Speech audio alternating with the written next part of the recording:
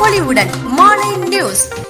கன்னியாகுமரி மாவட்டம் மணவாளக்குறிச்சியில் 1965ஆம் ஆண்டு காங்கிரஸ் கட்சி ஆட்சியின் போது தொடங்கப்பட்ட அபூர்வ மணல் ஆலை நிறுவனத்தின் தற்போது இளைஞர்களுக்கு வேலைவாய்ப்பை கொடுக்கும் வகையில் அதன் விரிவாக்க திட்டத்தை எதிர்த்து காங்கிரஸ் கட்சியே போராட்டத்தில் களம் இறங்குவது வேடிக்கையாக உள்ளதாக நாகர்கோவிலில் முன்னாள் மத்திய இணையமைச்சர் பொன் ராதாகிருஷ்ணன் தெரிவித்தார்.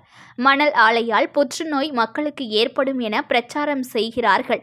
ஆனால் அந்த ஆலையில் நேரடியாக பணியாற்றும் ஊழியர்களுக்கு புற்றுநோய் வரவில்லை என பொய் பிரச்சாரத்திற்கு விளக்கம் கூறினார்.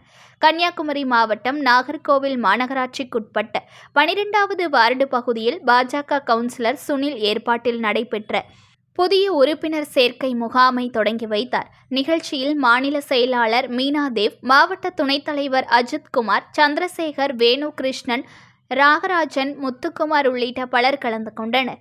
முன்னாள் மத்திய இணையமைச்சர் பொன் ராதாகிருஷ்ணன் அப்போது செய்தியாளர்களிடம் கூறுகையில், 1965ஆம் ஆண்டு மணவாளக்குறிச்சியில் மத்திய அரசுக்கு சொந்தமான அபூர்வ மணல் ஆலை காங்கிரஸ் கட்சியின் ஆட்சியில் தொடங்கப்பட்டது.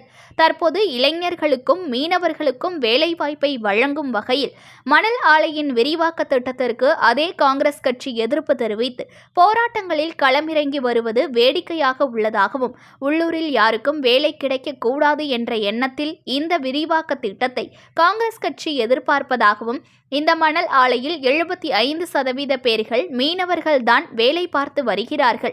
ஆனால் ஆலை விரிவாக்க திட்டத்திற்கு மீனவர்களை தூண்டிவிட்டு மத தலைவர்களும் காங்கிரஸ் உள்ளிட்ட பல்வேறு அரசியல் கட்சிகளும் சூழ்ச்சி செய்து வருவதாகவும் கூறிய அவர், சில ஆண்டுகளுக்கு முன் குமரி மாவட்டத்தில் மத்திய அரசு 28,000 கோடி ரூபாய் மதிப்பீட்டில் கொண்டு வந்த துறைமுக திட்டத்தையும் எதிர்த்து இல்லாமல் செய்தார்கள் என பல்வேறு குற்றச்சாட்டுகளை பொன் ராதாகிருஷ்ணன் முன்வைத்தார்.